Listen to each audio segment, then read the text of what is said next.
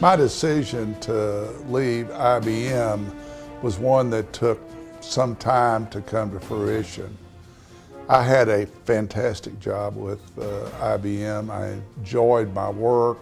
I had come to love computers and developing software systems. I actually even, liked the selling side of which I got to do. I actually made the final presentation to Sam Walton when Walmart bought their computer. I mean, I kind of got excited about selling, and as a result of my, combined skills, IBM had told me that I was on the fast track for a much bigger job in IBM, which was exciting for me. And during the last year that I was with IBM, I was sent to a thing called Systems Research Institute in New York, which was kind of like a master's degree. It was an unbelievable experience for me. I got to meet a lot of interesting people and do some advanced coursework, which was kind of like a master's degree in IBM. So that was quite an experience.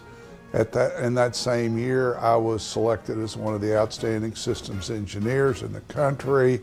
And then IBM sent me to a school in New Orleans, which was known to be not school, but it was a class. It was a 3 or 4 day class. It was known to be the class that everybody has to go to before they get their first big promotion. So I knew that was looming. Kind of interesting, one of the things that happened in that class, the process that they recommended all young people do that were about to take on a new responsibility is do some personal planning.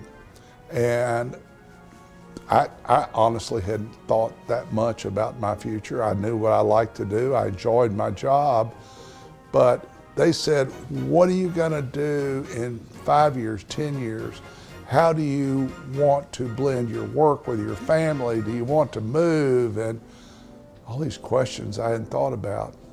They had a crazy idea. They said, hey, if you hadn't thought about these things, and I hadn't, you need to go do this by yourself. This is not a group effort. You need to figure these things out for yourself. And I still tell young people that today. It made an indelible impression on me. And I went back to where I then lived in Fayetteville, Arkansas, working for IBM. I rented a motel room by myself. And I checked in about 8 o'clock in the morning, and I checked out at 3 in the afternoon. I know the motel operator thought something very strange was going on there. Well, the strange thing that was going on, it was a little strange. I sat down and went through this personal process of what was important to me. What did I like to do? How did I want to blend my work life with my family? Out of that, I said, I don't want to climb the ladder at IBM.